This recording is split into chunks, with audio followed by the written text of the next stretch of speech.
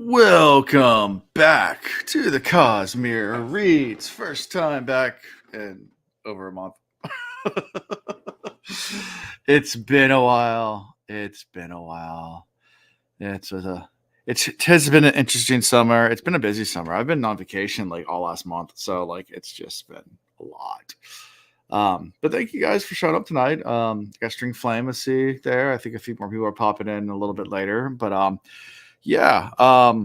Glad to have you here. It's Alondo and me tonight. It will be Alondo and me for the remainder of this book. Will might be coming back and to say goodbye, but he just had his first child. He's now a father, and I remember when I had my first child, and the amount your life changes with that first one. Mm-hmm. It's You think you're ready. Yeah. But you're not ready. You're never ready. You're never ready. and your friends and your family do really nothing to help you. It's just a wonderful thing. It's Well, the hospital. the first month. The hospital's either. Yeah. It's like 2 days in the hospital. Like, all right, now you got to get out. We're like, what do we do Yep. now? I was like, figure it out. Like, Yep. Foot in back. They're like, we need this room. Yeah, we need this room. You're out. I was like, but how do we take care of it? Figure it out. It's yours now. Yeah, Like, not yeah. our responsibility. Is there return policy on this? Right. Looking around for the construction manual, you're like, where did the batteries go? Yeah. I don't know. But yeah, first child's always tough. Second child's easier because you already know what you're doing. Third child, you don't care anymore. So it's just kind of like, yeah, hope you live. Yep. You're on your own from day That's one. right. No, my 2-year-old is fantastic, but he's my third. And yeah, he gets just deal with it. He's a good kid. But yeah, we were last week I was just came back from Disney in Florida. So that's where I didn't record. The week before that, I think I was in Nags Head or the Outer Banks, Duck, the Outer Banks in North Carolina. And the week before that, I had stuff going on. The week before that, I had stuff going on. It's been a summer. So that's why we haven't recorded. This also not just put it all on you because I was sick. You were sick. Yep. That didn't help. Will had a kid and had all the baby showers, a bunch of stuff. We just were canceling left and right. Yeah, it was just a bad set of weeks. Yeah. Alondo and I went out for a drink a couple weeks ago and said, yeah, we thought about scrapping the whole thing. And Londo actually told me, no, Nope. we're not doing that. Nope. I was like, I don't know, man. It's just like, it's so much going on right now in life. I was like, no, if it's something that you enjoy, make it happen. It is. Yeah. Yeah. Absolutely. Exhausting. Yeah. That's a good word for it. Exhausting. String Flame says, I don't have kids yet, but very sad. It's exhausting. Yeah. The thing about babysitting is eventually you get to leave when you have kids. That's the reason why I love being an uncle.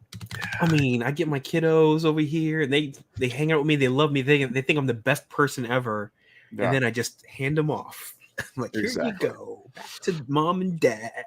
Yeah, exactly. Yeah. Fun times. But yeah, so it's been fun. Lots of traveling, lots of good times. I did get my first Brandon Sando tattoo. So yeah, it's a nice tattoo. You can see it here. Yeah, there you go. There it is. Yeah, it's my my brass Mistborn tattoo. Eventually get a Stormlight one. That's saving for this arm right here. We'll get there. I have it picked out already. That's going to be 3 separate sessions to get that done. It's going to be like basically a sleeve. So, nice. Do it. Yeah, really fun. Looking forward to it. But that's coming later. Maybe I'll do that once we get through Wave Kings or maybe Words of Radiance book 2. We'll see. Anyways, so Alana's going to be just with me through the rest of Elantris, and then we have someone on deck to join us when we start Stormlight, who's already done Mistborn, who's already done Elantris. Had started Stormlight, but then stopped. It doesn't remember anything because they stopped, so they're just going to come on as a first-time reader. So I'll announce that when we get closer. Who it is. Let you guys keep that suspense going. Built the tension. No. There you go. And Will is also always welcome back. Things settle down with the newborn and things like that, and he wants to come back. Obviously, he still has a spot here. Absolutely. But I understand. I get it. And I'm like, dude, family comes first. Mm-hmm. Family always comes first. Yep. Yeah. So It is what it is. Yep.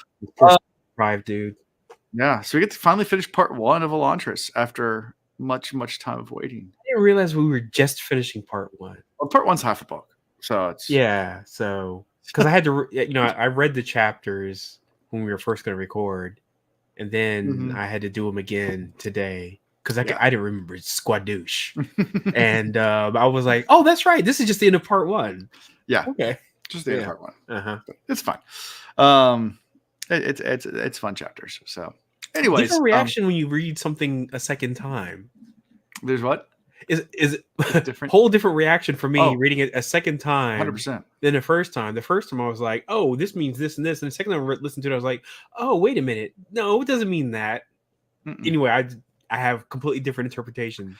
Yeah, reading it a second time. So sure, yeah, no, it's true. Yeah, you catch more stuff. Yeah, it happens a lot that we reads on a lot of stuff. If you go back and like read Mistborn right now, you'll be which I'm blown thinking away. about doing. By the You'll way, be I'm thinking about going back. I'm thinking about going back and rereading it. Yeah, just because I have to do some car trips and stuff. Yeah. Now I was gonna do some new books, and I was like, wait a minute, I should go back and revisit some other books that I've read. And I was like, why not Mistborn? Yeah, it's interesting how much you'll pick up, like the little breadcrumbs that are there that you never noticed the first time around. Right. I mean, I've now read Mistborn 4 times, 5 times. Every time I read it, I pick up new things. I've read Stormlight Archive twice, at least up to where it is because it's not finished. The final book of so. What do you call it when there's 5 books in a series? A pint. Oh gosh. Good evening, Iris. Pentology. Sure, that sounds right. Pentology. We'll say Pentology. I think it's Pentology. We'll say Pentology. That doesn't sound right. So the 5th book comes out in December. Yeah. And it's Stormlight Archive is going to be 2 sets of 5. So the first trilogy, quadrilogy. Pentology. It doesn't sound right. It doesn't either, but as we're going to call it, it's going to be a Pentology. Okay, thank you. I'm gonna Google it right now. Yes, please do. Pentology. Please, you tell me what it is, because. Okay, it is a pentology. Yeah, I was right. Get out of here. Pentology is a combined literary narrative explicitly divided into 5 parts. Yeah. Okay. It's a pentology. It didn't sound right, but I guess it must be in the recesses of my mind somewhere. So after 3, I just say series. That's fair. That's true. Yeah, basically. Yeah. So it'd be 10 totals. Be decology. Decology. Right. Octology. Nonology. I know that one. Nonology. Hexology. Yes, if it's 9. Yeah. Then a septology. And the hexology. There you go. We named them all. There you go. There you go. Yeah. There you go. Keep it going. Yeah. So eventually it'll be 10 books somewhere down the line, but we'll at least be able to we won't be caught up by the time the 5th book comes out, so we'll be able to complete a full story arc in Stormlight and then read other stuff, and hopefully by the time we get done reading other stuff, the 5th will at least be started, and then I don't know what we're gonna do when we catch up to everything. I don't think we're gonna catch up. Maybe we won't. We go so slow. This guy is really prolific with his writing, so I think he could probably churn him out. Well, he has other secret projects coming out too, so he has other. Oh, that's true. He does have some like in between stuff. Didn't he just have another? Didn't he just have another breakthrough? Like another like a crazy fundraiser for like a video game or something? It just for his tabletop game. Yeah, there you like go. RPG, tabletop. Yeah. And raised like a buttload of money. And I think it was in that announcement video where he also announced that no secret project coming out. That he wrote another one. Wow. Yeah. So he announced that on the leather-bound cover of Words of Radiance because they're releasing that. Or was it something like that? Okay. But then he announced also that he wrote another book because he went on vacation, and when he gets on vacation, he writes a whole novel. I don't track the news, like seriously track the news, but I have it. It comes up in my Google News feed. Yeah. Like Brandon Sanderson stuff, and I saw he's making announcements and breaking records and doing the thing. So I've also realized that trying to explain Mistborn to people that don't read fantasy is really, really tough to do. Because I've had people ask me like what the tattoos of, and I'm like, oh, it's from a book Mistborn. Oh, what's it about? I was like, you got to ask people what is their reading exposure? Yeah. Before they answer the question, right? And I find myself like they're trying to explain it and like sounding really, really dumb, and like I'm trying to like backtrack. Like so, I'm like I was in Disney, like, and we were at breakfast, and one of the chefs, because they had a carving station for ham, And like one of the chefs was like, "Oh, cool tattoo. What's that mean?" And I was like, "Oh, it's from a book series, Mistborn." It's like, "What's it about?" I was like, "People eat metals and get powers." This sounds really, really weird. Yeah. I was like, yeah, that's a hard one. It's really cool though. Hey, but heck, Dracula and Frankenstein sounded weird when they came out. Sure. I mean, so people, it depends on your exposure, right? And they can fly. Right. It's just kinda can fly. Kind of can fly. Right. And kind of can they can bounce off some stuff. Super bounce, right? Yeah. Brandon's vacations are 1 to 5 novels. Yeah, basically. Yeah. Sure. All right. So you ready to talk about some Elantris? Sure. All right. We go right into chapter 24. We're with Wraithen. Oh, Wraithen. That's Wraithen. This guy. The H is silent. It's like Django. Yeah, whatever. Yeah. I was talking to a military person the other day because we were talking about military phonetics last night because I went out sailing and they were talking about the phonetic alphabet, where you're Alpha, Bravo, Charlie, Delta, and they're going through the whole entire phonetic alphabet. And I was like, I always mess with people like when I'm trying to read stuff out. I'll just be like G is in gnome, and then G is in new. P is in P is in pterodactyl. K is in knight. Wait, I kind of want to make this whole alphabet now. There is a book out there. It's silent. It's like I think the name of the silent is P is for pterodactyl. Is the name of the children's book. And it's each letter, but with a word that does not start with the same sound. It starts with a silent letter. And there is only one letter in the alphabet that does not have a silent word. X. No, X xylophone. Oh yeah, because it's kind of it's an alternate pronunciation of the letter. Okay, so let me think. A. No, there's tons of A's that they're. I mean, because no, ether. Well, that's not ether. It's that's another spelling of ether. It's AETHER. That doesn't count. Silent A words. There's got to be a bunch of them out there, probably. Yeah, there are words with A. Let's see. So there is. Where does it start with? Aesthetic. Aesthetic. There you go. There you go. Okay, there's one. Yeah. That's the only thing I can come up with off the top of my head. Yeah. There's lots of ones that start with like B and stuff like that. I mean, it goes through, but the letter is V. The letter V. Yeah. V's and everything. Yeah, V is. Yeah, G. You got gnarly. New. I just said. You just said. What was the other one you just said recently? You said. Shoot, you just said none. No. Anyway. No, there you go. No. Yeah. Yeah, but there's. Yeah, I'm trying to think of there's a whole entire word like tsunami. Oh, tsunami for T easily. That's like the first one I thought of was W of wrestle. Oh, W is too easy. W is too easy. Yeah. Sort A through Z. So aisle for A. Oh, well, that's right. A good one. Aisle. Mm-hmm. Yeah. Czar for C. Or T. RT. Yeah. Yeah. Homage. Herb. Oh, that's a good one for H. Yeah. Honor. Hour. Of course, night knob. Pneumatic for M. Wait. M as in pneumatic.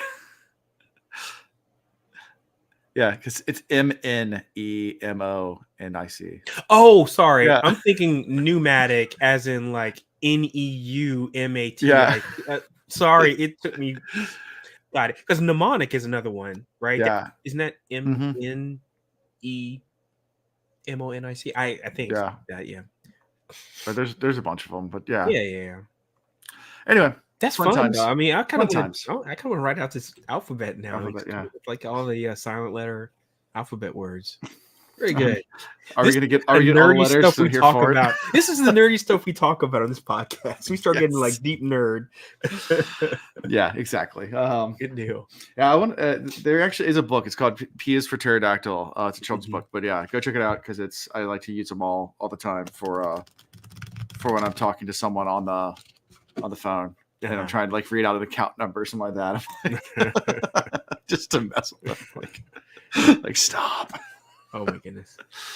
Anyway, so Rathan with a silent H, Silent H. That's right. is on top of the city wall with a Mhm. large crowd because they're all waiting for all the violence. It's like a Oh Jerry yeah, Springer show. they were waiting for the bloodbath. Yeah, they're up there like chanting Yeah. Springer, Uh-huh.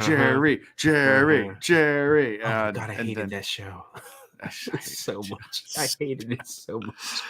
I And then mean, Serena hands out the fin. rest in peace to this guy, but still, Yeah. I hated this show. If you look at the documentaries, it's his backstory's just Crazy. crazy. This guy, yeah, he did some things. He lived a life. He did. He lived a life. He did. What was he the mayor of? Cleveland or something? Yeah, mayor of I think it was Cleveland. Yeah, Anyways, so yeah, they're expecting some violence, and it's like really peaceful. So the viewers just get really bored. It's like, we're gonna sit here and watch zombies eat. Right? They're like, this is just this is boring. So they all start to leave, Yeah. and eventually Rathan leaves as well. He's like, all right, this is kind of dumb. Yeah. But then he goes back to the chapel and runs into Tillery, and that's where things get spicy. Yeah. So, thoughts? This guy, I feel like he's lost all of his fire and brimstone talk. He came in the city with bravado, braggadocio. He was he had swagger. And I just feel like these 4 chapters in particular, he is so eroded. And it's like everything he's tried to do is just backfiring, like left and right. And you can just he doesn't even have the whole demeanor like he did, chapters ago, where he was like, I'm the man, and now he's like kind of like he's kind of resigned, and he's like, yep, I'm getting beat over here by Serenity, and she's playing me at my own game, and then I got an underling over here who's like usurping all my power, and he's in a rough spot in general right now. So yeah, I mean, it reminds me kind of like when you I don't know, like in business, like you'll go into certain clients and you just everything that could go wrong goes wrong, and you come with like this giant awesome idea that you're gonna like be like the best thing ever, the best salesman or best whatever, and then a series of unfortunate events. And it's just like by the end you're just like, if you don't want to do business with me, I understand. Like, you're just like completely deflated, like because he had some plans laid out. He obviously had all kinds of plans laid out. He was like coming from all these different angles. He was like, you're gonna use the Elantrians, we're gonna topple the king, we're gonna like destroy his financial methods and means. Just he had all these, and then of course it was the establishment of the church. It was the bringing in of all these people in the religion, and they were all going to be like under him. And every single avenue he has tried to set up now has basically started to crumble around him. Yep. So exactly.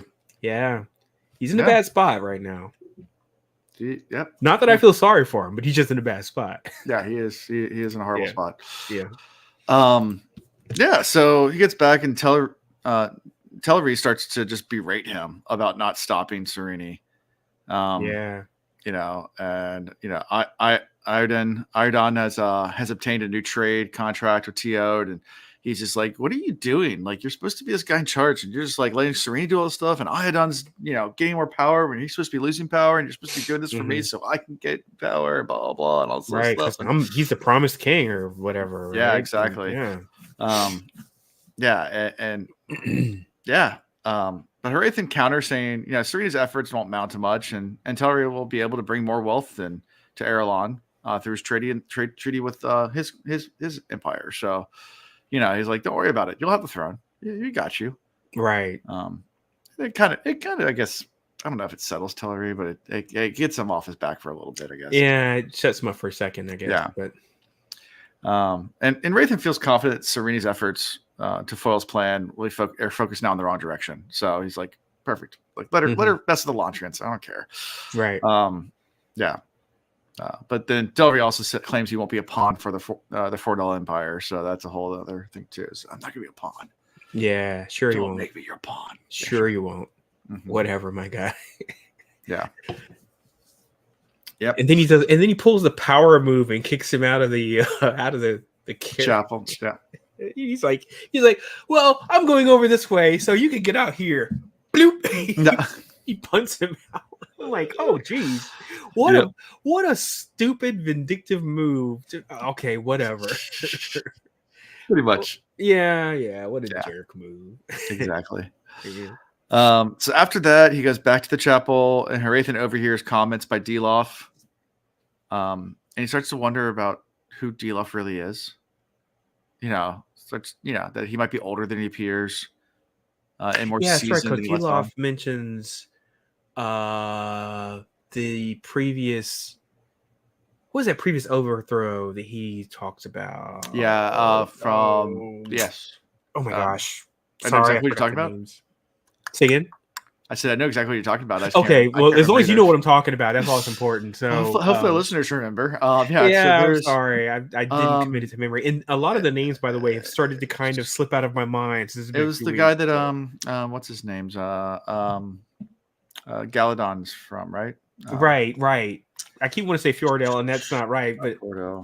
unfortunately, that's all I can think. Doodle. Dualdell, thank you. Yeah. All right, there it is. There we go, Doodle. Yeah. So, anyways, so the fact that he references that is like, oh, he knows about this, and it's like, okay, well, he must be older than you think, because I think it says he thinks he thought he was like 25 or something. I can't remember the exact age. I age. thought he was young, but he was like, yeah, but now he's like, and then he says as he's looking at him, he starts to recognize like age stuff in his face, and he's like, oh shoot, he actually has.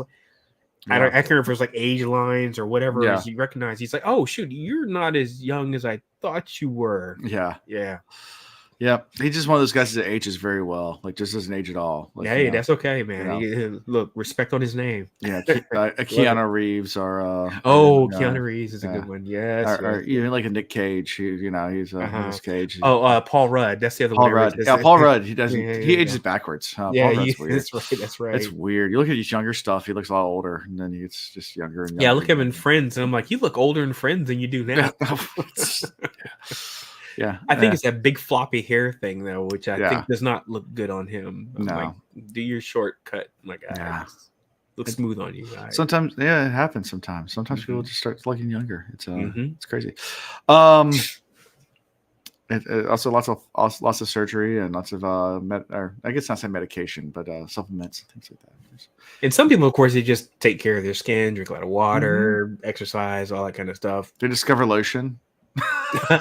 Lotion, shoot, hey, filling them cracks goes a long way. It's true.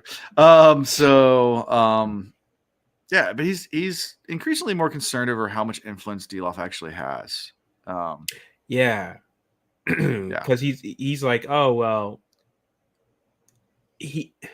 there's a lot of other people who are probably a little bit more subservient. Now, I don't want to say subservient. That's not a real good word for this, but they're aligned with Deloff, with him being in a position of power. Oh yeah, more than Rathan thought. So. Sure, 100%. Yeah. And he's also pondering about what Omen, the priest Omen, had said to him about him, losing his faith. Losing his faith generally. Yeah. It's some REM plays in the background of the TV show. Yes, it does. That's me in the corner. That's me in the spot. Light. Losing my religion. Anyway, and he starts to question, his true purpose, and whether it is to obey Warren, or if his allegiance goes higher than that, to the god himself, even though Warren is like the mouthpiece of their god. Right. So, I guess Warren would be the equivalent to the Pope. Right. Exactly. In Catholicism, the Pope is the mouthpiece of God. It's if manifestation of a deity on earth. Right. So I mean, also, for the papal seat, if the papal makes a declaration from the papal seat, it's actually it's directed from God as part of Catholicism. But there are very few of those actual decorations. There's a lot of them made away from the seat on purpose because it's not actually a holy decoration, but there are some. So it was done more liberally in like the 15 and 1400s, where you had a lot of corruption in the Catholic Church, and there was a lot of these decorations where like that were. I'm not going to get to the history of Catholicism. Yeah, but it also was before you could fact check stuff too. I mean, you could just like go out here and just say whatever you wanted to say, and people would be like, I heard. I heard that Earth is actually not the center of the universe. Burn him, witch, exactly. He's a witch. Burn him. Yeah. That's what they did. I mean, right?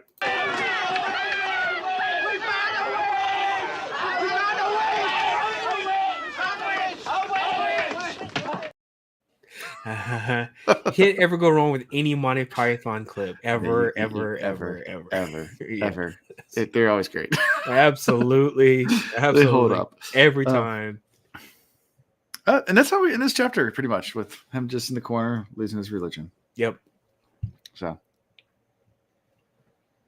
looking a little dejected, this guy. Yeah, he is. Let's see. Yep. So ready for chapter 25? Anything else in this chapter? Anything else we missed? Anything? No, I think we hit the main highlights. It's like his plans are kind of unraveling around him, and he's like, I don't know what I should do. And it's like, what are you gonna do, my guy? You better go for a bold move. Yeah. So in the chapter 25, we're in Raoden's point of view. Spirit. Serene and Raoden are distributing the food offerings amongst other nobles.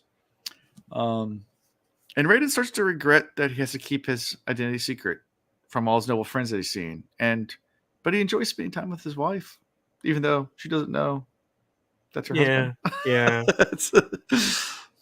They had this nice look. I mean, they got this tete-a-tete going back and forth between the two of them, and I like it. I mean, I'm a fan of it because they're like both cerebral.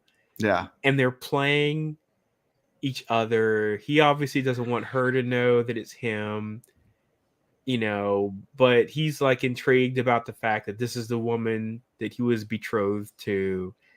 And it's great seeing them get to know each other without everything hanging over them about this marriage and whatever. They just get to know each other, and they realize that they're intellectual equals, and they're kind of just coming at each other from like this again, it's this cat and mouse game, and I love it. I mean, I'm a fan of it. I could go for them to keep at it, because for everything that she's trying to do to like subvert, when she tries to play around with their requests, for like things, and she's like, because these alternate options and stuff. Yeah, like they said they wanted steel, and she basically gave him like wafer thin steel sheets of steel. Yeah. It was so light it could float to the ground practically. Yeah. I was like, that's hammered stuff. That's heavy. That's really well done. And then of course they get the nails with they're all bent. The thing I did not quite get was the cloth that was like bright orange until it was explained like later on that it was like she must have got it like at a discount place or something, because it was just so like cheap, ugly of a color. Yeah, I was like, exactly. So I was like, okay, that's what it was. Yeah, because it seemed like up until then she was kind of twisting all their words around, but that one was just like, I'm not going to give you the best. You just said cloth. You didn't say what kind of cloth. Exactly. Whatever, so. It's the cheapest thing I could find. Yeah. You said you wanted food. You get ramen. Nothing but ramen. That's right. Lots of rice. Lots and lots and lots of rice. Enjoy this cricket popcorn. Yeah, rice is one of those foods that has the highest profit margins that's why Chinese food restaurants and Mexican restaurants are so successful. Oh, it's like cheap as heck, man. I mean, you get a lot of rice for cheap. Anybody who's sell for a lot. Anybody who's been in an Asian household, they know how cheap you can get rice for. You get the giant bags. Shoot, yes, you get that huge bag. We do that. We do that at our house. We buy giant bags of rice. I have never bought a bag like that. I mean, I think I might have like the 5 small bags of brown rice. No, we've gone to Costco and bought the really big, big bags. Yeah. So I dated a Filipino woman for a while, and I mean, in that household, I mean, it was that bag that sits on the floor, and you got the scoop. Oh yeah, yep. Right in the rice cooker it goes. Yeah. That's what we use for like we always buy at Costco like noodles and rice like in bulk because it's dried and it Oh doesn't yeah, go bad and doesn't go just bad. Yep. And actually, funny enough, it's yeah, because it's all dried out, not really susceptible to like a lot of insects and things like that. it's not. Because You still store it well and yeah, it's of fine. course you have to, but Yeah. yeah, but again, you're not going to find this kind of issues with it because it's so incredibly hard to eat in that form. You know. Yeah, but yeah, So yeah, definitely. So after the nobles leave, Raiden and the crew gather the non-food offerings like we talked about. Um, and though Sereni has fulfilled the order, uh, they undermined everything by, like we said, doing these things. yeah, it's like it has now gutted his. Yeah. I'm gonna say army Mm-hmm. or his folks, the Yeah. people in the new. I think it was called the new New Elantris, right? Elantris. Yeah. Yeah, yeah. Yeah. And Raiden's apprehensions about the food offerings are coming true. Some people are leaving New Elantris to go loiter around the city gates and wait for food. Yep. And he was hoping that this wouldn't And deter they're in a people. bad shape. I mean, Mm-hmm. this is. I gotta say, I'm very pessimistic about what's going to happen with those people because, like Red is saying, these people were, they don't need food; they just crave it because that's just the way the body works. Right. And then she's giving them enough food for like 3 meals, and they're just like scarfing it down. Mm-hmm. Because they can't even like just like ration it out even to themselves. Sure. And the whole thing just sounds like it's just not a good situation. Everything No. about this just sounds like it's not going to go well because she can't do this into perpetuity. So at some point in time, when it comes to an end, it's going to be even worse than the situation they were in before. Riots and all that kind of stuff. And what happens when she stops showing up? Yeah. So Yep. Exactly. I'm worried. Salen also, we learn, is severely wounded in his arm. Yeah, poor guy. Yeah, and he tells Raiden that Cher's gang is now getting better armed. It's acting more strategically and less crazy as they used to previously. Now that part, this is where I might need something to jolt my memory here. I'm trying to remember. So were they like mindless type of? They were like savages before? Like they just were like because Cher's the girl that's like has the wig stapled the in her little head. kid. Yeah, the kid just yell like kill them, and they all start just mindlessly like attacking. Okay, but they were the most savage of the gangs as far as just reckless. Okay, like something about the fact that he was surprised that they would take the swords from those who were felled. Yeah, because they were so like just food driven. Okay. So like that they just wanted food and they were literally attacking without even thinking and like risking bodily harm just to get more food and like obviously not using their brain. So he was surprised that they actually had enough wherewithal still left in their psyche to actually realize that I can pick up a sword. Yeah. Right. Okay. Got it. Because he's right. I mean, he's like, well, how did you get cut? Because up until recently, the only people that had swords was underrated, right? So, right. Yep. Yeah, and Raiden realizes this is a problem because obviously if Cher army is arming itself, Serena and the nobles could actually find themselves in a really bad situation if a whole horde of armed Elantrans come rushing the gate. Yeah, because they won't care that it might cause the king to like go batshit and be like, "Oh, we're gonna wipe everybody out in that whole damn city," right? So, yeah, that's a bad look for everybody. Exactly. And also he wants to discover Serene's true motives. Like, why are you doing this? You mean Raiden? I mean, well, he knows she's doing it for the widow's trial. He knows that much, but he thinks that there might be some more to it. Is it called? By the way, is it widow's trial? Is that right? Okay, I just make sure I said that right. Okay. Yeah. Also, all during this, Raiden begins practicing Aeons for several hours a day, even though they're still not working correctly. Right. He's still trying. But he's getting close. So he's. Mhm. I mean, I like his theory that the whole deal about. Well, we are in a transition phase, and it just is not completing. Right. It's like he's getting close, and I feel like that makes sense to me. Because I was thinking the same thing. It's like, well, it sounds like they're like supposed to transcend, but for some reason that transcendental They're fizzling out. They're thing not, is not yeah. happening for some reason. Something's blocking it, right? It's like a metamorphosis that can occur. So you're like in your cocoon phase, but you can't break out, do the thing, So yep. Yeah. What do you think that is? This blocking, hope. I had to say it. I had to. Emotional damage. That's fair. Now that's fair. That's a fair use of emotional damage. I'll accept it.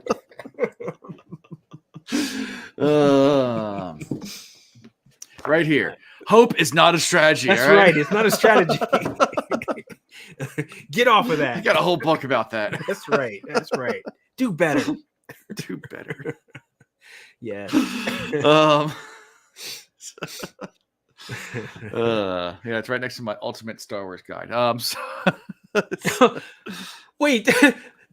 The irony there. Hope is not a here. strategy. You got the ultimate Star Wars guide. Literally, I have I have that, and then Brave New World right next to it. The first movie in the Star Wars ethos is called A New Hope. A New Hope. Come on, Hitchhiker's Guide to the Galaxy, because you got to have that book. Okay, well, that one counts. That's no problems there. But A New Hope next to Hope is on the strategy. Yeah, exactly. This guy. It's great. All right. Yeah. Dripping with irony today, people. It is. Yeah. Anyways. A New Hope. And as he's practicing aeons, he also has like agony in the back of his mind as he practices. He's like actually like pain. Well, I thought the pain was just like general pain, where like he's just feeling pain all over. I didn't know it was like specifically because of the aeon. I didn't. Yeah, he's gaining great skill and pushing his constant agony to the back of his mind while he practices. So okay, because I know he's like in pain, like all over. He's like, oh yeah, there's that too. Yeah. He's not in a good place. I mean, but that didn't start this chapter. That started chapters ago, where he was like hurting, and he's like, and he's giving away like his food portions, blah blah blah blah blah. He's like, I'm gonna push through all this, but I think he even talks about it. His stubbed toe is like excruciating, and all these other ailments, etc.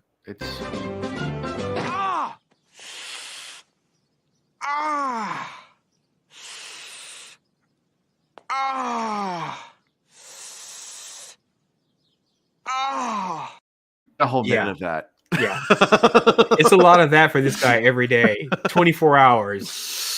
24 hours is him Peter Griffining. Good times. Also, during all this, Galadon has been raising crops by himself now because everyone else has left him. So this guy, he's still hanging around. He's still he's trooping. He's trooping. He's like, I'm gonna do this. I'm doing it for the team. Do it for the team. Good for him. Yeah.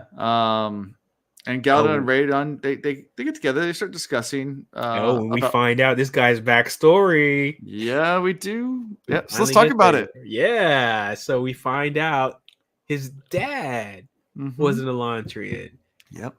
And I mean, the whole thing is just heartbreaking. So his dad was there.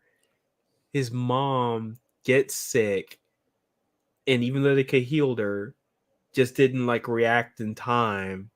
Just didn't have that kind of time. And then he dies of essentially, I mean, I know they called it heart whatever, but I feel like it was a broken heart essentially, because he's like, they could have fixed it. And then, Galadon is like, yeah, I'm gonna try and go back to where I was at. I mean, the whole thing is just crazy. I mean, so he knows everything about Elantris because he grew up in Elantris. He was there. He was there the whole time, like Sally Field, like the whole time from Miss Doubtfire.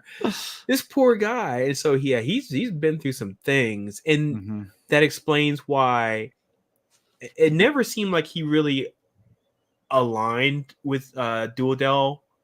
Yeah. It's like he knew about it, but it's like he didn't align with it because there was a couple questions that Raiden would ask him, and he was like, I thought people from Duodel did blah blah blah. He's like, Yeah. nah, I lived on the outskirts. That's the way he used to like kind of like get around or skirt around it. Yeah. But now you find out it's like, well, he wasn't raised there really. Yeah. You know, so you get all the whole back. It reminds me of that scene from the Goonies with Chunk when they ask him about, tell the whole story, and he's like, I was born. Yep. Yep, and he tells the story. He's crying, dude. Yep. Chunk, who's now a lawyer for actors and stuff, and like looking super chiseled. This guy. Yeah. That's a great movie too. Goonies always holds up. And by the way, Cyndi Lauper still like one of the best songstresses of like all time. This lady's voice. Yeah. I was supposed to see her in concert a few years ago. Actually, with Will from me and him had tickets to see. Well, it was at the Ocean's Calling Festival in Ocean City, Maryland, the first one they ever did. Okay, but then Hurricane Ian came through and they canceled it last minute. Oh wow! So we ended up not going to the concert, but it was like a whole festival. Cyndi Lauper was one of the acts. She's got pipes. Yeah, there's a ton of like this year's lineup it's like 90s like overload. So if you're like a big 90s music fan, Ocean's Calling Music Festival is like what time of year? It's kind of like into September. It's coming up. Oh wow! Okay, it's coming soon then. Okay. Yeah, I texted Ian from the Will Reads and said, "Hey, you want to make a really horrible decision and financial decision and buy this?" So the headliners are Blink-182, The Killers, Dave Matthews Band, Counting Crows, Boyz II Men, Bare Naked Ladies, The Beach Boys, The Offspring, 311, Sublime, Cage the Elephant, Blues Traveler. Let's go. Lisa Loeb. The only one I don't want to listen to out of that whole group is the Beach Boys. I've never been a Beach Boys fan. I don't know what it is, but everything. Sugar Ray. Okay, and Sugar Ray. I don't like Sugar Ray. The Darkness. I believe in a thing called love. I'm okay with the Darkness. Actually, I'm alright. All American Rejects. Okay, I'm okay. Yeah, so far I'm. Yeah, I mean, this all stuff that takes me back to my teens, right? My childhood. Tonic from the 90s, Tonic. What was their big song? So might be. That's the only one you've said that I do not. You'll recognize their biggest hit. If you could only see the way she loves me, baby, you'd understand. Anyway, yeah. I have to look it up. I'll look it up. It's an 80s band. Philip Phillips. Here you go. Oh, okay. Tonic's 90s, not 90s. Philip Phillips is 80s. Okay. Anyway, yeah, it's Group Love, The Hives. Yeah, it's a big lineup. Cool. It's 3 days concert. But nice. It's every September. This isn't one stage rotating. This is like it's multiple stages, obviously, right? Multiple stages. Gotcha. It goes on. Yeah. It's cool. If you want all the. I didn't know half of those are still playing. Yeah, it's a reunion tour for half of them, I think. That's cool though. Hey, look, I got no hate on that. I'm fine with that. Yeah, so it's like I said, we had tickets to it a few years ago when the first year they did this. But yeah, it's it's all different lineups every year. So it's okay. I don't know. Boyz II Men, I didn't know they were still around. Yeah, man. Shoot. They actually, I think my sister-in-law came in town just to listen to them in Norfolk like a couple of years ago. Yeah. So yeah. There you go. Yeah, I texted Ian and said, "Hey, you want to make a horrible financial decision with me and go to this concert for 3 days?" Do it. No, I'm not gonna do it. We're in the process of trying to sell this house, so it's so we're moving around that. Well, yeah, I can't be going on vacation. my realtor would kill me. Priorities. Yeah. So anyway, let's see what else is going on here. Where were we? So you got Galadon's backstory. Galadon also discusses increasing knowledge about Aeons. Right. So he tells his backstory. Raiden has a flash. Then he has this like flash epiphany. of brilliance. Yeah. and he's like, "Wait a minute, the old dude," and he just like gets up and just goes, and it has nothing to do. It's not triggered by anything that Galadin says, but it seems like it is. But then you realize it's not, and it's like he just like goes over to the old dude. What's his name? Riyadh. No, wait. No. Riyadh's a place. What's the guy? I feel like it's like an R or Reno. The old man. What's his name? The one that's like babbling all the time. I know you're talking about. He's like, it's so beautiful. And Marish. Is that his name? Marish is like the sculptor guy, I think. Isn't he? No. He was the jeweler. No, it's not that guy.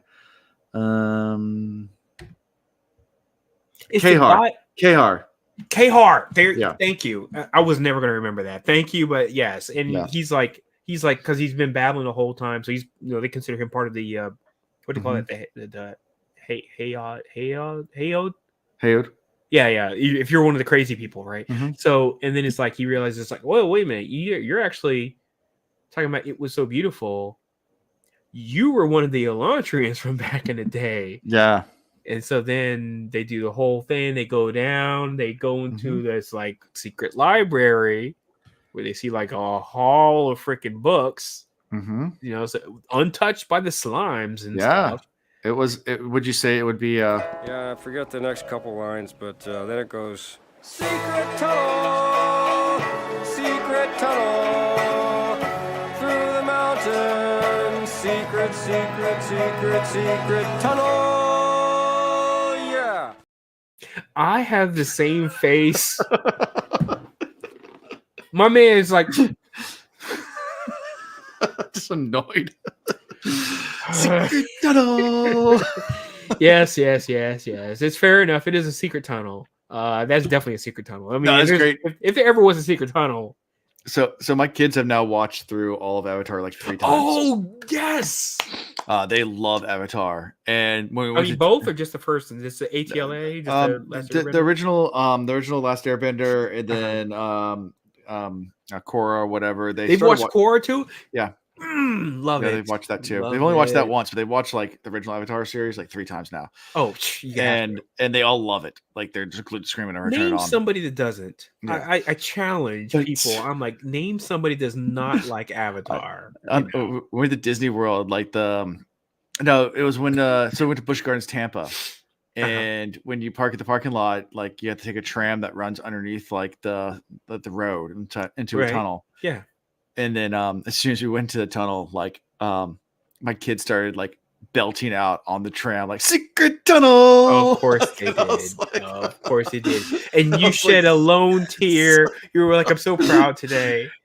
Meanwhile, my wife's head's down, embarrassed. No, you didn't. I'm no, singing. you didn't. My wife is. No, I'm singing with them. Like, I was with them. I'm so proud of my kids. I was like, secret tunnel. Of course they did. I love it. That was great. Everyone in the tram's just looking at us. They better learn. They better learn. Tram people better figure it out. They did it there at Busch Garden, and then we went to Disney World, and then we did the Jungle Cruise, and they go through a tunnel there too, and they did it again on the tunnel on the Jungle Cruise. Which the person's doing all the dad jokes, That's right, because that's all they do on that. And my kids are just like not even listening to the dad jokes; so they don't get any of them. They're just belting out Secret Tunnel the entire time. I'm like, this is awesome. It's the best. It's the best. It was amazing. It's like, I mean, I don't know. Raisin your kids. Have your kids ever watched? Or have you even watched Invader Zim? But no, that's a Nickelodeon show. 3 seasons. Most hilarious thing. My son's still quoted to this day. Every time we go somewhere and they quote that, I'm like, it's like Monty Python. It's like if they quote Monty Python, I'm just like, but if they love Avatar, they will love Invader Zim, dude. That's a Nickelodeon show that came on back in the day, and it's still out there. I think it's on Netflix now. The next movie I want to show them is The Secret of Nim. Ooh. I quote one line from that. Shiny? No, I quote one line from that movie, and nobody gets it. Which and one's it's that? my man's. He's got the sword, and he's like, "I've learned one thing in life: take what you can when you can." He's got this sword. And he's just like badass. I'm like, love it. Yeah. It's like my hype quote. I'm like, Yeah. take what you can when you can. I'm like, yeah. I just always quote cat. Yeah, man. The crow. That's nice. It was so Don Bluth. I mean, everything about that, because it has the same kind of actors it always plays in his movies. It's got the same animation style and everything. Yeah. And It's frisbee. I read the book and not a fan of the book, but the movie great. Yeah. Yeah. Rats of Nim. Yeah. The Secret of the Rats of Nim. Yeah. That's great. It's good. Yeah. Good stuff. Such a good movie. Call back on that one. Well done. Well done. Need to get my kids into the Nim. But yeah, so which is what is it? National Institute for Mental Health? The National Institute of Mental Health. Yep. Yeah. Mm-hmm. Where are we? So flash of brilliance by the Hoyd. They take him to the secret tunnel. They find all these books that have any sludge. And then he keeps pointing to me like, I need to go over here to the lake. To the lake. Mm-hmm. Directs them Raiden and Galadin to another passage that leads them to the mountainside through the mountain secret tunnel to a pool. And he's placed into the pool and dissolves. Yeah, like Voldemort. I don't know if anybody remembers that when the third was it the third? Yeah, I think it's the third movie, and it's like, and he puts Voldemort's like little withered body into the water. Yeah, that's what you think. That's what I thought of when it's guy. He puts him down in the water, and he just like kind of looks at him, and then just done. He's gone. Yeah, and then. Do you think his body dissolved, or you think it went somewhere? I don't know, because it doesn't really. I don't, because I've heard it twice now, and it doesn't really say. It never uses the word dissolve. It's just like he's just like gone, right? Like he's just like not there anymore. Yeah. And Galadin is like pulling Raiden back. He's like, "Hey, you're about to hit the water," and then Raiden is like, "Hey, look. If I start to turn into one of these, like, mindless folks, put me in this water." Yeah. Yep. Pretty much. Yeah. Yeah. Good chapter, though. I mean, I liked everything about it. I mean, a little disappointing about the state that they're in right now, for all the advance that he had, put together, and now it's like all being like decimated by. Yeah. I mean, Serena's trying to do something really altruistic. I appreciate her efforts, but unfortunately, it is actually decomposing all this work that he was doing to try to establish a society within the walls of Elantris. So that's the shame of it, but what can you do? Well, speaking of Serene, let's move on to chapter 26. Yes. So after the trip to Elantris, Ash, our good old Sion, comes back to report to Serene that Spirit is the new ruler of Elantris. Yeah, he's like, I was wrong. I didn't know. Yeah. And the fact is that Spirit is deceiving Serene. Doesn't surprise her. And she's actually not surprised by it. She determines to remain aloof towards Spirit, despite his trustworthiness and and seems to be empathic and actually cares about the Elantrians. She's like, I want to kind of just seem aloof so I can kind of get what he's playing at. And that's Serene's plan. Yeah. She then goes to her circle of nobles. Let's see. They're doing fencing again. Remind me again, by the way, because it's been a while since I've read chapters. The weapon that they're using, I thought it was like a bow staff type of thing, but then it talks about they actually have like blades on them. So is it like? I think it's more like a rapier. Oh, it's okay. Well, that's completely different than I thought. I think. Okay. I mean, I picture more like fencing. Okay. Yeah. Okay. I could not remember for the life of me what kind of weapons they were messing around with. Yeah. So okay. Yeah. That's what I pictured, but maybe not. I don't know. I'm always careful to go look up stuff on my own because I'm like, I don't want it to like ruin something or whatever. So I figured I would ask right now. So yeah. And someone in chat might correct me and say, no, it's this other Oh thing. yes, please. Anybody in chat, feel free to Yeah. correct me. I mean, whether it be today or like days later, I don't care. Just help me out. Yeah.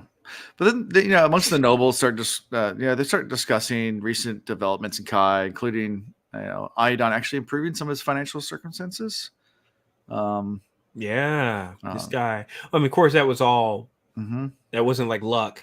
I mean, that was Yeah. very coordinated. Serini, Oh yeah. I mean, Luke Hell helped out with that, and there's there was a lot of coordination to make that happen. Yeah. Yes, Eden fled. Eden. He fled from Erlon towards Duodel. Luke Hell completion of a lucrative business deal. Serini then scolds the women in court for not being as brave as Torina. Oh, to go into Elantris? Elantris, yeah. Yeah. And then she's like, next time we're going, no men's. Yeah. You guys are a bunch of wusses. Mm-hmm. Yep. And then she realizes she's repeating some of the same habits she had in Tia that made her not have friends. So she's like, maybe. I mean, well, because she's tall, isn't she? Yeah, she's tall. She's tall, so that's already going to kind of like, Right. make her like an opposing figure. Mm-hmm. And then she can't play the manipulation card anymore. It's just not working. Everybody knows how smart she is, and how much of a tactician she is. So yeah, I mean, that's gonna happen, and people are like, oh, I gotta worry about everything I say around her now because she's like gonna like manipulate things or outsmart me and make me look like a fool. So I get it. Yeah. Yep. So Iris says, I haven't actually read this book, but a rapier is my go-to imaginary sword. There you go. That checks out. But is it left-handed? Wait, what? Left-handed, six-fingered, left-handed? Or That's a Princess Bride reference. Come on, man. Sorry, man. I forget. Look, funny enough, I've seen The Princess Bride probably like 30 times in my life. I remember all the highlights. He didn't fall? Inconceivable. That's the only one. I have the Inconceivables shirt where it's like the 4 main characters on it. That I love. And Wallace Shawn is going to always be like in my pinnacle of actors. I love everything he's ever in.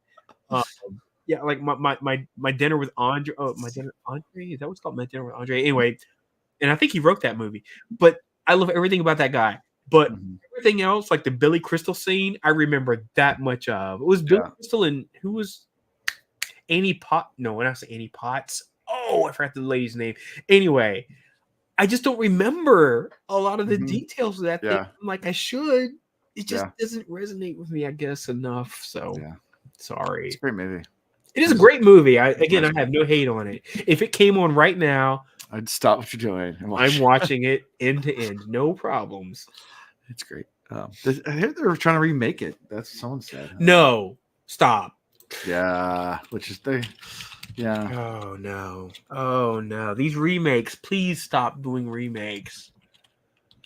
Princess Bride remake. I'm Googling it right now. Oh no, please tell me it's true. Oh no, they're making it into a mini. Oh no, they made it into a miniseries. That's not it. Oh geez. That was in 2020. And I've heard people tell me that it's like it really closely matches the book. It does. Well, and that shocks me because I'm like, I didn't realize the book operated like that. I've never read that book, so I can't speak to it. But yeah, no, actually, no, they are making it the Princess Bride. Yeah, Sophie Turner's playing it. Oh man, yeah, Peter Falk is the granddad. Love that. I mean, the way he plays it up too with Frankie. So this is articles from 2020, so I don't know if they still are making it. Oh, okay. The Princess Bride is being remade this summer. Okay, Sophie Turner and Joe Jonas as Wesley and Princess Buttercup. Yeah. I don't even know if this happened or not. Everything about that sounds terrible. Yeah, it sounds horrible. That's on ScreenRant.com. Couldn't talk about it. I couldn't tell you anything about it. Yeah, I don't know. No, they can't remake it. No, you can't remake it. It's already no. It's already amazing. At some point in time, look, mark my words right now. All right, here in 2024, We're in August 2024. Mark my words, it's coming soon. Someone's gonna come with the brilliant idea to remake Gremlins, and I'll be like, no, stop, don't. But somebody's gonna do it. Leave the movies alone. And by the way, it's great that they made the first movie the way they did and the second movie the way they did. Yeah. The first movie is like a pseudo comedy horror, and the second movie is just campy as hell. I love everything about it. There's a gremlin made out of vegetables. I mean, come on. There's a gremlin made out of lightning. Come on. This is gonna hurt you. No. So this is an article from Screen Rant just from last week. Warner Brothers has purchased the book and film rights to The Never-Ending Story to remake I don't care about that. Okay, I don't care about that. Okay. Oh, I don't care about that. Hey, by the way, for anybody who doesn't know, watch The Never-Ending Story again. That is more of an acid trip than you think it is. Watch that movie again and really think about what you're watching. You're like, Alice in Wonderland. well, come on. I mean, Alice in Wonderland is It's on the nose. It's on the nose. Lewis Carroll was like, he was out there, right? I mean, this guy. Look, you don't come with the word Jabberwocky unless you're doing some things. That's all I'm saying. This guy was probably on some Jabberwocky at the time when he was writing some stuff. I mean, who comes up with like this the language he came up? This guy was basically creating like words out of like thin air, and whatever. But Gremlins remake, no, don't do it. Yeah, I think Warner Brothers owns that too. Gremlins. Yeah, I mean, people were talking about for the Olympics because they had the breaking thing or whatever, and how bad the breaking dance was. So, oh man, I mean, not the Australian. I'm talking about Reagan, but I'm talking about just like in general how bad it was. And like, it's like how did not a single Jabberwocky make it into the Olympic team? Like, the Jabberwockies. They did a terrible job, and this is the reason why I blame the announcers and stuff like that. If you're going to have a new sport, you got to really explain how the scoring works. Yeah. And if you don't explain it, everybody's like, well, how come you don't have? I watched so many videos on Reddit where they were like, look at this guy. He's a better breakdancer than the gold medalist. And I was like, he kept doing the same dance over and over and over again. Right. He got knocked point-wise if you repeated the same move. Sure. I was like, he would have gotten no points. Yeah. So I was like, you don't understand how the scoring goes. So anyway, I think that's a fallacy of trying to bring something into the mainstream and not explain how it works. And then people were like, that's the reason why the Australian lady did what she did. She was trying to be like inventive and whatever, because she would have gotten more points that way, but it didn't work out in her favor, obviously. Yeah. Poor Ray Gun. And she has got, by the way, I hate hearing that people like go after people online. I mean, that's just not even right. Yeah. I'm like, to have the guts to go out on a international stage and do that. Yeah. I mean, hey, do what you do. Yep. Yeah. Anyway. I think it was it's a experimental sport, but that's which is not coming back for LA. They've already cut it. So they already cut it. Yeah. Yeah. It's they're bringing back they're bringing back softball and baseball. Yeah. So, hey, they're also cutting boxing. Yeah, which I don't get. I don't get that either. Whatever. Yeah. My sport, sailing, which has been Olympic sport forever. Which I watch. Hey, but because of you, hey, by the way, I basically watched every Olympic sport because I have Peacock. So I watched everything. Name a sport, I can tell you. The commentating was so bad on sailing. Sailing, I watched that and I was like, they are not helping me. Yeah, no, the commentation on sailing's always historically been bad. Okay. Because they get commentators that don't know how sailboat racing works. And it's just like, it's very obvious. Look, and I get it. It's not, you don't understand what's going on, and the action that's happening isn't as like quick and responsive as like other sports. And because it's such a lower sport as far as like for viewership, they don't invest the money into it. so like when you watch America's Cup sailing, like the high end stuff, like they have like it's all overhead trims with tons of graphics. Yes, and it's all overhead shots, and you can really see what's going on. Right. And the Olympic sailing was from a it's boat. all- It was like yeah, it's on the ground, so you can't tell where anyone is. And well, like, they had it's a like, boat that was actually kind of following, but it was like off at to an the side, and you angle, can't and I couldn't tell tell where what was people. going Yeah, on. you can't tell what's so going on, and it it's was just like rough. even bro. me at sales, I'm like, I don't even know. That's a horrible view. Like, I it's tried, weird. Alan. I promise you, I tried, man. I watched. I Like, watched for 5 minutes and I got frustrated just because like okay, I thought it was just me, dude. Well, That was not even that. It was just all the like 'cause I used to coach. I mean, so I mean, my background sailing. I mean, so I used to coach collegiate level sailing. And I mean, Gary Bodie, who is another collegiate coach and lives down the street from me, was the head coach for the U.S. Olympic sailing team. I was personally trained when I was a kid by Mike Miller and Steve Hunt, who were 470 world champions and were in the Sydney Olympics. So I know what I'm talking about when I talk about sailing, and the amount of errors that those sailors were making that I was just like frustrated watching. I was just like, yeah. but anyway, that's just I watched for like 10 minutes and I turned it off. I thought I was going to enjoy it more though. I mean, I was really excited because I mean, as much as I've heard you talk about sailing, I was excited. Yeah. I was like, oh, I'm gonna check this out. It's always been that way. I mean, I've never been able to watch Olympic sailing just because the commentation's been horrible, the camera angles are horrible. You can't tell, like it's always just badly produced and badly. All right, because I feel like I mean, I was like, am I just not getting it? And I'm glad to hear you give me confirmation that it's not me. It's just the way they're presenting it. Yeah, it's just bad. It always has been, always will be. Unless sailing gets more popular, it's just that's the way it's going to be. Got it. Okay. Which I don't think Olympic sailing will ever become that popular because it's on dinghy sailing, and dinghy sailing is not fun.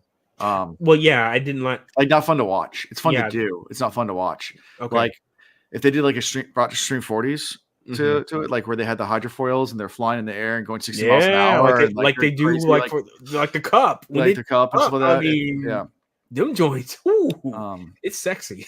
Are there any better sailing broadcasts? Yeah, so America's Cup is great. If you're watching America's Cup, our stream 40s, those two, if you watch those are set up for spectators. Yep. The way the courses are laid out are for spectating. A lot of money involved. There's too. Those things are billion-dollar boats.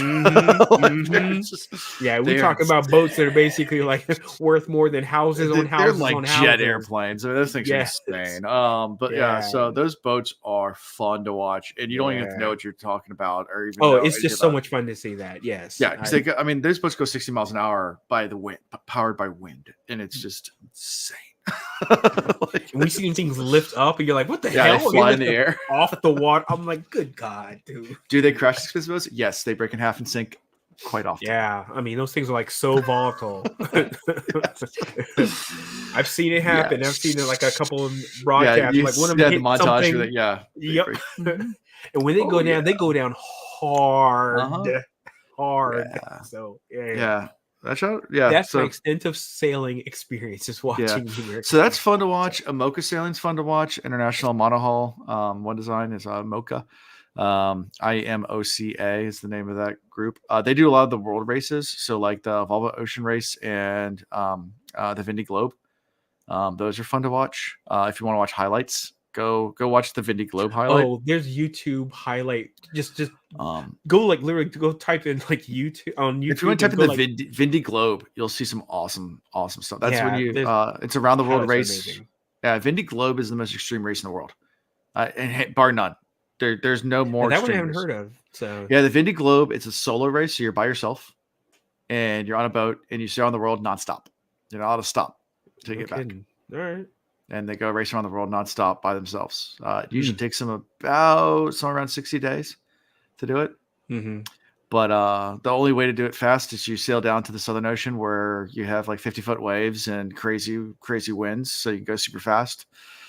Yeah, but what happens if you hit like one of those like crazy what's the waves? Rogue waves. Yeah, man. Yeah, that's I mean, that could take you out. It does. It could kill you. Oh yeah, people have died in that race. Oh great. there's been a lot of death in this is race. What we're supporting. We're supporting this. Okay. People have died. Usually in the field, whenever they do a Vindy Globe, there's probably about 20 to 40 boats that enter into the race and start. Usually about 5 finish. 5 to 8. Oh wow. Okay. So the odds. Not always they always sink. I mean, they'll just drop out. They can't do it. Oh, okay, got it. Yeah, it's a lot. Sure. I mean, that's gonna be a lot. That's gonna be taxing as hell on your dude. mental too. Just Yeah, I was got yeah, because you're by yourself. and you're sleep deprived for 2 months straight. Of course, you're sleep deprived. I mean, like you could sleep.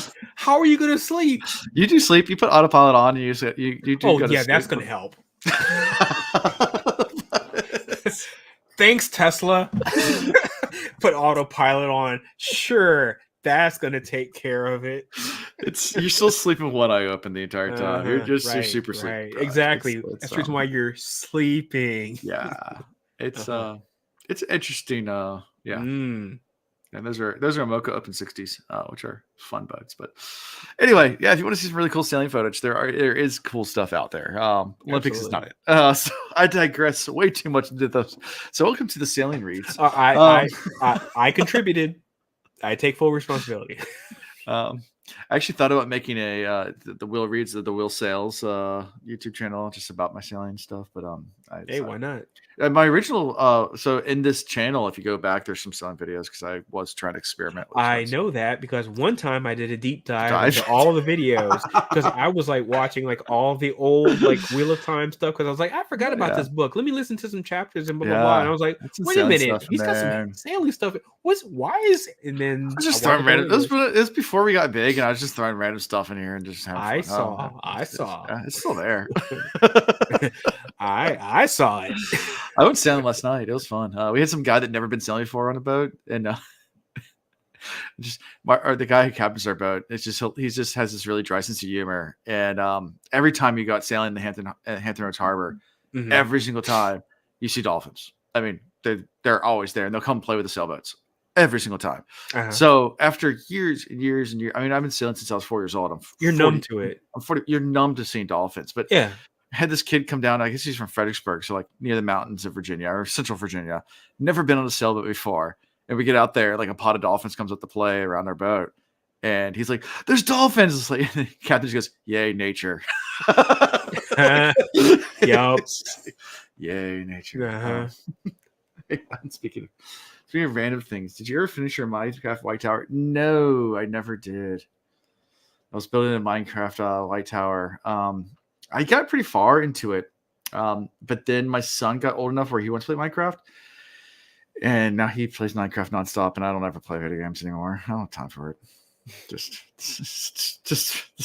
where I am in life. you add 3 kids, and just all that stuff goes out the window. How far along were you in the tower? So I mean, I had made the base, and I'd started building up layers. I got about halfway up. But I hadn't decorated everything inside yet, so it was kind of yeah. It sounds like you have a opportunity for someone else to pick up the reins. Yeah, take on your challenge. I will restart that server and let anyone that wants to build the White Tower. I like it. Just put it on Discord. Put it on Discord and be like, hey, look, who wants to take this over? I will reopen that server and invite anyone who wants to get in there and start building the White Tower. I love it. I love it. I love it. Make it a community sport. Yeah, make it a community thing. And you guys can go ham. So anyway, Keon shows up and expresses worry over Serenity's trip to Elantris. That also comments to or declines to comment when she tries to spin the conversation about the rift between him and his father. Or her father, yeah. So her father, yeah. So, yeah. And Keon does say he thinks Iodon is very paranoid. Yeah, and probably has because they start talking about might be. Yeah, I forget the next couple lines, but then it goes secret tunnel, secret tunnel.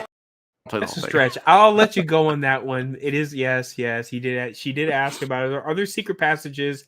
I'll let you go on that one. Sure. I'm still curious about this rift that happened between her father and Hunky K. I'm like, what happened there? And he's like, I'm not the best brother either. Blah blah blah blah blah. And I'm like, okay, but to create a rift where they don't talk to each other, I'm like, curious. Yeah. yeah, and I want to know more about that relationship. Like, how contentious is it? So we'll see later, I'm sure. Yeah. I'm trying to think what else came out of this chapter that I was. There's that little like comment that ladies Dorora like believes that Serenity harbors romantic feelings for Shuden. But that's what the other thing I was Yeah. going to bring up. Yeah, so she was like, "Oh, I recognize that look." Blah blah blah. And she's like, "Oh, and you're into who's the dude?" Shuden. Shuden. Is that his name? Shuden. Okay, yeah. So she's like, "Oh, you're into Shuden." But she thought for sure she was going to catch her on being like kind of into Raiden. And she's like, "Oh," she's like, "I'm so guarded and all that kind of stuff." She's like, "What was my tell?" She's like kind of wondering about that. But yeah, she talks about him a lot, thinks about him a lot this whole chapter, and I was like, "Yeah, I was noticing that." So anyway, good on her for picking up the vibe that she's into somebody. She just got the wrong somebody, Mm-hmm. That sounds like an Aaliyah song. Yeah. Are you that somebody? Tell me you're that somebody. R.I.P. Anyway, sorry. That was R.I.P. Yes, R.I.P. Yeah, Timberlake did the beat to that, I think. Oh, Timberlake and her. I'm sure I've already told the story about me dancing with Aaliyah, right? No. Oh shoot, yeah. So there's a spot down in Virginia Beach called Picasso's back in the day, and it was like the club. Mm-hmm. And so I went there as a young 20-something, and I was hanging out, and I was single and mingling or something, whatever they said back in the day. And in walks, because this was the promotion that night, was just like they were just like, "Hey, look, we have." It was Timbaland, Missy, Aaliyah, and I can't remember if Missy was there or not. People keep saying it sounds weird that she wasn't, but I don't remember Missy being there. But anyway, so Timbaland and Aaliyah are there, and so the song's on, and they're just kind of just gyrating on the dance floor because this is early, like in the evening. Mm-hmm. And me being a young idiot, I was buck. like, nobody's dancing. I was like, I'll go dance with Aaliyah. Hell, I'll take a chance to dance. I actually danced with Aaliyah. So I got to dance with her for like 2 dances and stuff. And she was chill as hell. Shorter than I thought, by the way. I can't remember how short she was, but she was shorter than me for sure. And yeah, but she was super chill. But just like the way she sings her songs, she does not talk loud. And this is like a club. It's like booming. And I was like, oh, what? Yeah. Can you speak a little? I can't hear you. And then I was like, I don't want to be creepy. So I was like, thank you for the dance, blah, blah, blah. A couple dances and everything. And then I like walked my little ass away. Nice. Yeah. I wasn't trying to be like, oh, Aaliyah, give me a number, girl. I wasn't trying to get there. No. Yeah. Awesome. So you ready for chapter 27? The final chapter for tonight? The final chapter. So Rathan learns that his plan to dethrone Iodon by ruining him financially will not work. Yeah. He also sees that Delof seizing more control of the Dorethi Chapel, leaving Rathan pretty much powerless. And by the way, this whole time he's trying to line up somebody to be what's the position? I can't remember the position's name. He keeps trying to line up somebody to be in that underling position. Anyway, but everybody has been like, not for me, not for me. There's like one person is left. Yeah. Nobody wants to take the position. Exactly. So yep. He's so yeah. He's not a good place. Yeah, he's pretty much just giving up at this point. He's like, yep, being able to convert Erelon peacefully is pretty much all but gone. And he's lost the whole Elantris angle. Yeah, it's not good. So because I mean, Sarita's pretty much destroyed that angle. Rathan's just pretty much plagued by his own loss of his faith in religion, and just kind of sad boy. Yeah. At one point he collapses to the floor, just lying there in pain in armor. and just starts praying for hours and just kind of yeah. Depression's a real thing, guys. So it's rough. Yeah, this guy, he's in a really rough place. And then he's like, what, knock out the door, and he's like, here's that package you was looking for. Yeah. And he opens it up and he's like, oh, it's my poisons. Yeah. Well, yeah. I say poisons. I listened to it on the second reading. It doesn't say they're all poisons. Right. I was like, I think it's 4 vials, right? Yeah. And so I was like, I feel like theory time. So I feel like it's a poison that you take, because remember, it takes 8 hours to do its thing. That's what he was told. And that I think the other 3 are some type of remedy, something. And I feel like he's going to do the whole like, I'm dying. But then through the power of religion, yeah, he comes back by Janeth himself. Yes, comes back. That's what I kind of feel like, because he said he had to go for I'm doing my interpretation. A Hail Mary. He's got to do a Hail Mary, right? Are they labeled? Love that. Love that. I wish I had the Princess Bride clip right now. I know you need that. Yeah. Yeah. I think I know what you know that I know that you know. Yeah. Wallace Shawn, though, that dude, I loved him as an actor, man. Love him as an actor. So, but that's what I feel like is like it's a play. Because I mean, I was a little shocked the first time I read this, and it was like he like drinks the vial. I was like, oh. Is he that depressed? Because I mean, of course, it's leading up to that. Yeah, and it's a good way to end the part to be like, oh, this guy is so depressed that he's like gonna just like hand everything off to crazy Eddie over here. You know what? Deloff, I think his name is. Whatever. Yeah. Anyway, he's like, I'm gonna hand it off, and it's like, no, he would never do that. But he's gotta do something to like shake everybody out of the certain, the circumstances, the current condition, and so I feel like this is the way to do it. So he's gonna be like, "Yeah, I'm gonna take this poison," and I'll be like, "Oh no, I was in Elantris, and Elantris gave me the poisons. We should tear that city down, and I'm gonna pray to the lords that be," and he's gonna be like, Popeye, and then he's gonna miraculously recover and be like, "Hey, this is what happens when you pray to the gods." Yeah, I pray to, and yeah, that's my guess. That's my theory time. Okay, that's my theory time. Okay, I got nothing better than that. Right? Yeah, and that's right. In this chapter, he just drinks the poison and it fades to black, and we're done. Yeah. Yep. Not he fades to black; he just fades to black. Yeah. We don't see him fade. No Smash way. to black. So that's it. Yep. That's the end of part 1. So next week we'll be doing part 2. We're starting it. We're doing the call to Elantris. Trying to think how many chapters we're doing. Let me look it up real fast. Go to the sheets. We'll be doing 5 chapters. Okay, I feel like you told me that before, that like the next all like shorter chapters. So you have 8 chapters from the part 1, then 1, 2, 3, 4, 5, 6 chapters to finish the book. So it's 6 weeks.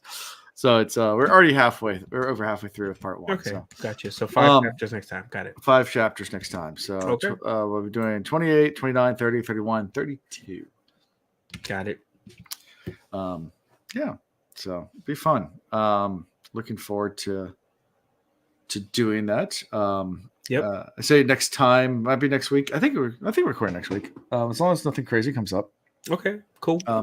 Life is lifing. So yeah. But as long as it doesn't, we'll plan on that. So we'll do 5 chapters. Favorite character? Oh, that's right. I keep forgetting. That's what we always ask. We always do.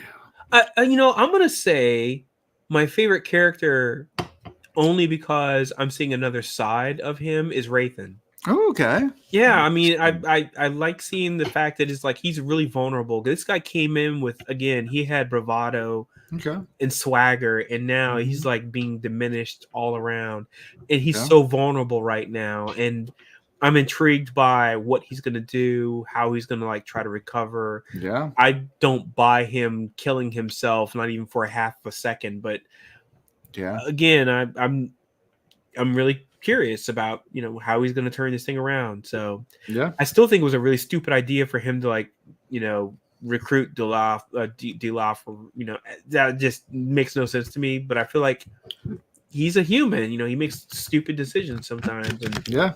what can you do? So I'll pick Galadon because Golo. Colo, Golo. Colo. Golo. You know what I mean, Colo? Yeah, man. This guy. Yeah. Golo.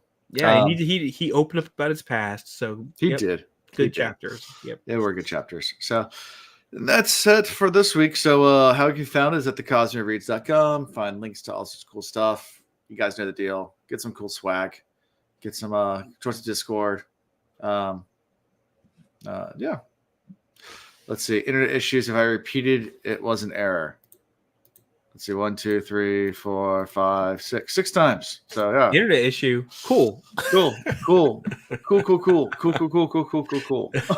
Oh, that's right. That's Adam Andy Samberg on Brooklyn Nine-Nine. Cool. Tall mayonnaise. Yeah, Tall mayonnaise that's Wheel of Time's favorite character. Always is Tall mayonnaise. Really? Okay. No, that's an ongoing joke on the web read. So. Sure. But yeah, that shit. Sorry. Yeah. No, don't be sorry. It's all right. It's Don't all worry right. about it. Yeah, Tall mayonnaise is awesome. No stress. It's better than skinny ketchup, or fat mustard. We got tall mayo, skinny ketchup, and fat mustard. Yeah. This sounds like the best trio of all time. It's crazy. You put it Hot together. dogs beware. Hot dogs. Put it all together. It makes a secret sauce. Yeah, no, exactly. I don't know. No, I feel like this is starting to get into like entendre territory. No, actually, it's funny. The cheese shop in Newport News. The one that used to the German cheese shop that used to be the one in Hidewood. So when George Ackerman died, he sailed with us. He left everyone he didn't even tell his own staff the secret recipe to secret sauce. And it had to do with the portions. But all it was Dijon mustard, heavy duty mayonnaise, and ketchup. That's all it was. No kidding. Literally just people swore by that cheese shop, by the way. They oh my did. god. And the I mean, secret sauce. because I worked in And school division, that's literally. all everyone did. Like, we gotta go to the cheese shop. And I was like, why? Yeah. He did make some banging sandwiches though. Those sandwiches were good. I've heard good things. I never ate there. Well, he'd Wow, always it bring was open. sandwiches out on the sailboat, so it was great. And he definitely he went out with a bang. He passed away of cancer, but then he was also an avid shotgun shooter, skeet shoot. So he had himself cremated, and not legally, but this is what his wishes were. All his ashes were put into shotgun shells, and then we sailed out past the international date line and had a fun time shooting him out to the ocean. That's what his will wanted. There So you that's go. what we did. So it's just him and Osama bin Laden out there in the ocean. We just went out with a bang. And this, I just realized that that's probably illegal. Oh, no, it's not illegal. It's international date line. So It's international. So Yeah. against whose law? not against the law where we did it. Exactly. It'd be illegal to do it anywhere on the U.S. Yeah, I mean, this is that less known whale law. That might have violated that, but be Maybe. careful. I don't know. The whales will come get you. You gotta be careful about stuff. But be careful what you put on the internet these days. A good friend of mine, Alex Rust, who's passed away as well, he got in trouble because when he was down in the Bahamas, this was back in 2009, he found a big lizard, and the island was full of these lizards. So he caught one, and he wanted to know what it tastes like. So he killed it and ate it and posted pictures all over social media. It was an endangered species that only is on that island. He was arrested. So first of all, why would you put that on the internet? Because there's millions of them on this one island, and it's the only island in the world that But exists. still, though, the reason why people put stuff on the internet is to flex. Don't flex. Don't flex, people. It's not necessary. It's not necessary. If you want to do it for you, by all means, Go eat a tasty kitten on your own time, but don't put it on the internet. Exactly. Be weird at home. Don't be weird on the internet. Don't be weird on the internet. Have you been on the internet? There's lots of weird on the internet. There's lots. Every time I see it, I'm like, you don't realize how stupid you look right now because you don't realize you are weird. Stop being weird. Don't do weird things. We don't want to see that. No, keep it to yourself. Don't show us the tattoo that you got of some nonsense. I'm talking nonsense. I'm talking about like people getting a tattoo of the Hawk Tuah girl. Don't do it. Stop. Don't. No. Don't do it. Why would you get a tattoo of somebody who has 5 minutes of fame? Don't do that. Yeah. And then put it on the internet. Great. Now that's your 5 minutes of fame. And by the way, I hope you enjoy the Hawk Tuah girl tattoo when you're 80. Yeah. They're not making it to 80 though, because obviously they'll make good life decisions, so they're not going to make it to 60. So yeah, there's that. And Alondo's soapbox is now closed. All right. Yeah. There you go. Well, that's what we found. So that's all I got for this week. So yeah. We'll see. Thanks, everybody. Yeah, take care. We'll see y'all next time. Thank you for watching the Cosmere Reads.